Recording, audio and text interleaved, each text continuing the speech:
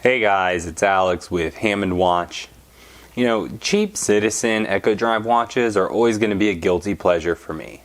I love watches, collecting, buying, selling, trading, flipping. I think we're all kind of in the same boat there. And there's no better deals out there than what you're able to pick up used Echo Drive watches for. And this is just the latest example. It's not a watch I'm going to keep forever, but something I can play around with, obviously get a little bit of content out of, and then move it down the road without losing any money. And this particular watch, it's a Citizen Chandler. There's a long set of numbers and letters that correlate to the exact model, but I'll have that in the description here so you don't have to listen to it. And it's this very simple chronograph. Eco Drive means that it's a solar powered watch, and I figured I'd share it with you guys today and kind of show you some of its highlights and lowlights. The case sizing on these is pretty nice. You're at a 42.5 millimeter case. Your lug to lug is 50.5 millimeters. And you're 12.6 millimeters thick with a slightly domed mineral crystal. You have a 6 millimeter crown with 5.5 millimeter pushers, and the crown itself is push-pull, but you have a screw-in case back, so you still retain that 100 meters of water resistance. One of the great things too, Citizen doesn't tend to get too funny with their lug sizing. Obviously there are exceptions to that, but this one comes in at a nice simple 22 millimeters, so you're never going to have any problem with strap changes. The strap itself, this is not stock to this watch. These actually come on I want to say like a cheaper leather strap. I'll take a cheap kind of Cordura type material over a cheap leather any day of the week. So this certainly didn't put me off on the watch. These will always break in, and I feel are more versatile. When you get some of those cheaper thick leather straps, sometimes they just they never really break in and get comfortable. It tapers down nicely to 20 millimeters, and then you're back up to just under 24. I've got it at 23.85 for the buckle. So really nice sizing kind of all the way around. It's also a little bit thick. You're looking at a 5 millimeter thickness that tapers down to 3. Pretty comfortable, pliable enough. It certainly still needs a little bit of wear. But I love when they do the kind of metal rings or keepers or whatever we want to call them here. It really extends the life of a strap, especially if it's not the highest quality. If you're a fan of Citizen watches, or you never just bought one, you're probably familiar with this case back. They really don't get too fancy with their case backs in general. A lot of their automatics will have a display case back, but with their Eco Drive stuff, it's all sterile, just some general specifications and the Citizen logo. Inside of the watch, you have a B612 movement. They're really great. They're used throughout a ton of Citizen watches. Eco Drive, meaning it's a solar powered watch, so sun or artificial light will charge the watch plus or minus 15 seconds a month. 7-hour power reserve. These particular ones have a 60-minute chronograph. So as you engage the chronograph hand, which will be your big seconds, it'll tick all the way around the dial. Once you hit 12 o'clock, the counter at 6 o'clock will tick over and count 1 minute, and it continues all the way around until you hit an hour. Top pusher again to stop, bottom pusher to reset. 3 o'clock is your running seconds hand. This will always be going and just kind of keep your seconds counting. And then over here at 9 is your 24-hour counter. Now, you can't set these independently, so it's not going to be like a GMT where you can run a second time zone. It's very much attached to the main hour hand. It's just always going to kind of give you that military time. Obviously not the most useful function. I see it on a lot of chronographs, and I think it's mainly just to kind of fill out the dial and make it feel more like a traditional chronograph. But what it is useful for is setting the date. So when you pull out to the first position and start flipping through your date, you don't have to guess if your hour hand is in the AM or PM set. You'll always be able to look over at your 24-hour counter and know exactly where you're at in your timekeeping. A few styling cues kind of surprised me, not that they weren't visible in pictures, I just never really looked close enough.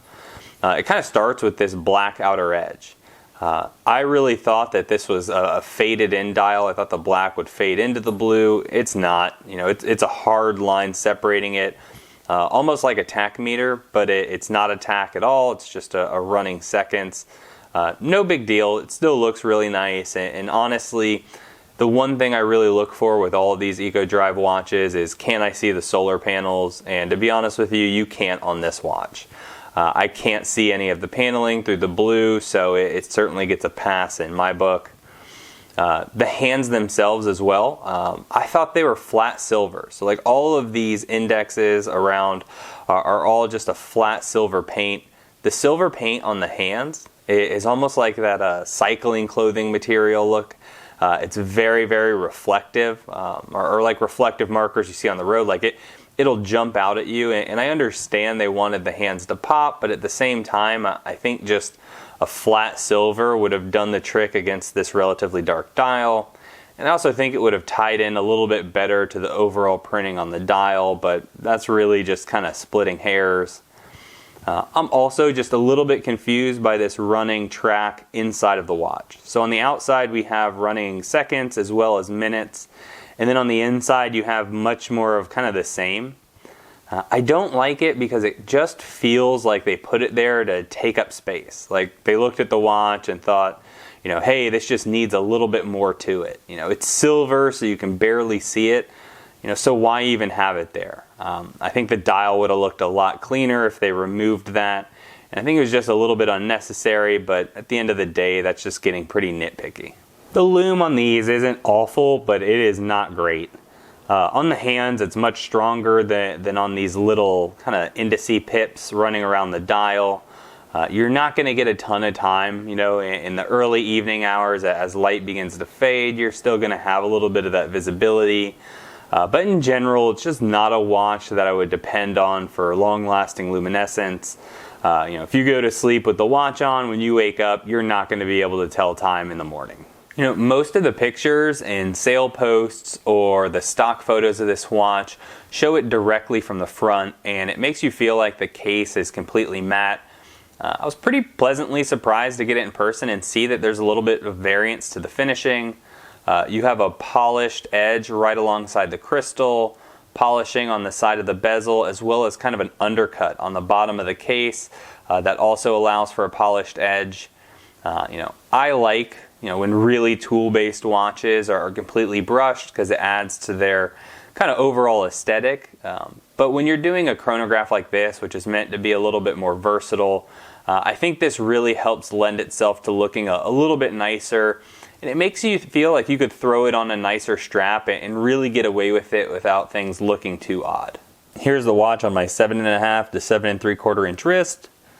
Fits extremely comfortable. All EcoDrive watches, well, most EcoDrive watches are really light. They kind of tend to disappear on wrist, which really lets them get away with using some larger sizes. That movement also keeps them relatively thin, so you don't have a big clunky piece of metal flopping around.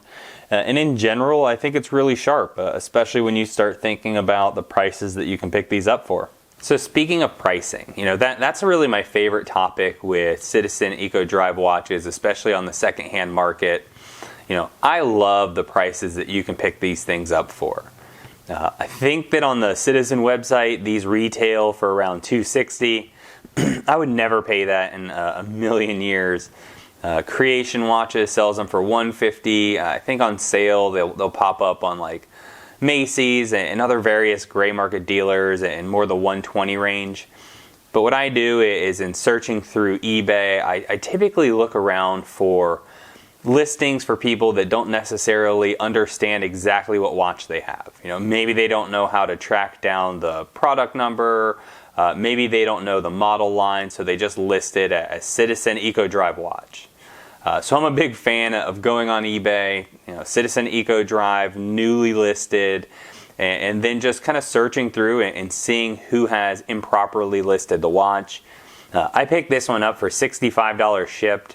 Obviously, that has reached its full depreciation. When I go to sell the watch, I have no doubts that I'll be able to get my money back, may even make just a couple of bucks. You know, it's not an expensive watch, so I don't expect to kill it or anything. But at the same time, getting a chance to get a watch in person, play around with it, wear it for a few days, and then send it down the road, and it essentially has been a free process, it's always going to be appealing to me. And not only because I have a YouTube channel, but because I'm a little bit of a watch addict. I mean, I love experiencing watches, and if there's one that I haven't had in person and I can pick it up for 65 bucks and then sell it and get all of that money back, you know, I'm going to do it every single time. And I think it's a fun way to enjoy the hobby in a really low risk situation. I hope you guys have enjoyed the video. If you did, please don't forget to give us a thumbs up. It really helps us out in YouTube's algorithm. Also, subscribe to the channel. You know, I'm putting out watch content about 2 to 3 times a week right now. I hope to keep up that pace, but your guys' support really helps keep things going. And I hope to see you in the next one.